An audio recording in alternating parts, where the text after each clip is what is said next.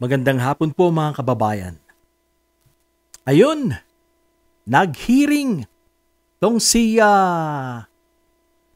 Senator Amy Marcos mga kababayan. Dahil siya nga po ang chairman sa Committee on Foreign Relations. Kaya ngayon, imbis na yung impeachment ang isulong, yung ang inaatupag nito mga kababayan. Pag-question daw sa pagkaka-aresto ni dating Pangulong Duterte. Yan po ang ang isinusulong niya. Imbis na yung mas mahalagang issue, ang pagkaka-impeach o ang impeachment trial ni Sara Duterte sa Senado, wala. Natatabunan mga kababayan, natatabunan. Hindi na po mahalaga itong hearing na to. It's just a waste of money and time and efforts mga kababayan. Pero ito po ang kanyang inuuna mga kababayan. Ano kayang kanyang motibo kung bakit niya po ginagawa itong hearing na ito mga kababayan? Bago po tayo magpatuloy, marami pong salamat sa inyong panunood at again, shoutout po sa inyong mga followers ko at subscribers. Marami pong salamat sa inyong panunood. Mag-iingat po tayo lagi wherever you may be. Kanina nga, nanood din tayo pero hindi po natin tinapos. Hindi natin pinagpatuloy dahil napaka-bias po ang hearing ni Senator Amy Marcos mga kababayan. Of course, what would you expect? Ang nandun yung kanyang mga kasamahan, lumitaw si Bongo na nagdadrama na naman. Lumitaw even si BP Sara Duterte na sinabi niya pong hirap na po siya. Nag-iisa daw. Doon po sa dahig na gumagawa ng paraan para daw maiuwi niya ang kanyang tatay. Pero malabo na po yan. Once na nandun na po ang akusado, mahirap nang iuwi. 99.9% mga kababayan, alanganin na pong makabalik yan sa Pilipinas. Anyway, i-focus po natin sa topic. So yan, andyan si BP, pinagbigyan ng pagkakataong magsalita. Kahit nasa Netherlands po siya. Sino pa ang nandun? Si Alan Peter Cayetano, Senator Caldero na nag-promise ng 10,000 mga kababayan. Pero hanggang ngayon, hindi pa po niya nabibigay ang 10,000 na yan. Wala pong senador na ito. Wala po siyang word of honor. Nagpangako po noon. Nagpangako ng 10,000. At hanggang ngayon, hindi pa po tayo binabayaran ni Senator Caldero. Yung si Alan Peter Cayetano, mga kababayan. Sila Jinggoy. Sino pa? Yeah, yun, so far yun lang po ang aking mga napakinggan, napanood kanina. Siguro meron pa po.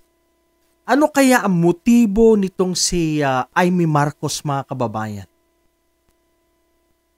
Ito po ba ay pag-grandstanding mga kababayan?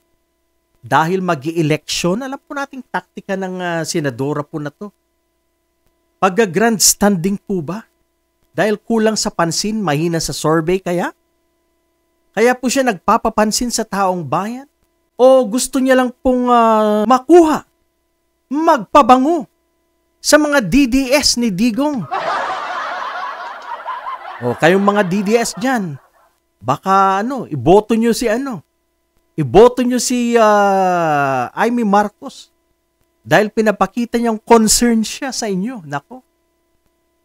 Politika po yan. Anong sabi ni Sal Panelo? Lokohin mo ang lelang mo. Bulahin mo ang lelang mo. Balat kayo pala. Yan. Sa panahon po ngayon, maaari pong tama si Sal Panelo. Marami pong mga mapagbalat kayo. Lalo na po, mag-i-eleksyon mga kababayan. Kaya hindi po nating maalis sa ating isipan na itong si Senadora Amy Marcos ay posible pong nagpapapansin sa mga butante pero mga kababayan, alanganin po yan. Both po sa side ng Marcos sa administrasyon at sa side ng mga DDS, ayaw po dyan sa senadora na yan dahil sa pula sa puti. Mga kababayan, sa pula sa puti, namamangka sa dalawang ilog. Mga kababayan, kaya I don't think na mag-work po itong padrama ni Senator Amy dito, yung kanyang palabas. Ito po ay napakaliwanag na may connection po ito sa, this is pamumulitika mga kababayan. Hindi po talaga ang in aid of legislation, hindi po tayo naniniwala. So yan, maliwanag po na it's their show. Show ni Amy Marcos na pabor sa mga Duterte. Pero pambobola lang po to, gaya na nasabi ko, ang tingin ko dito, ang basa ko, para lang paamuin at makuha ang boto na mga DDS ni Digong. Yan ang maliwanag, mga kababayan. Yan, so pagga-grandstanding, agaw eksena, agaw pansin sa mga botante, pagkakataon niya pong lumabas sa, social media, at para po kunin ang suporta, ang simpatsya ng mga DDS, mga maka-Duterte. Yan po mga kababayan. Hindi po natin maintindihan ito. Kung totoo nga kaya, sincero nga kaya ang kanyang pag-iimbestiga, o parte lang po ito ng kanyang palabas na kunwa-kunwari lang. Dahil lang habol niya lang ay ang mga boto ng mga DDS.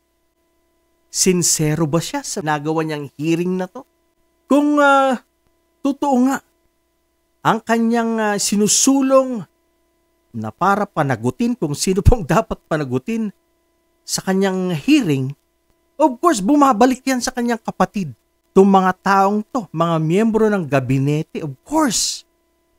Sino ang kanilang pinuno? Ang kanyang kapatid, si PBBM. Bakit gusto mo bang ang sarili mong kapatid siyang kagagalitan ng taong bayan ng iyong kapatid? Ganyan ka ba kasamang ate? Kung totoo man, kung hindi ito palabas lang, ganyan ka ba kasama na gusto mong mapasama ang iyong kapatid? Ang gobyerno ay gumawa. Sabi nga nila, pinatupad lang nila kung ano ang nararapat, kung ano ang nasa batas. Ganito kaya kasamang taong ito na gusto niyang mapahamak ang sarili niyang kapatid dahil alangan naman na sila Torre ang malilintikan dito, sila Rimulya, DOJ Secretary, sila Marbil, yung chief ng PNP, mga kababayan. Of course, itong mga tao na to ay sumusunod lang sa Pangulo. Yan.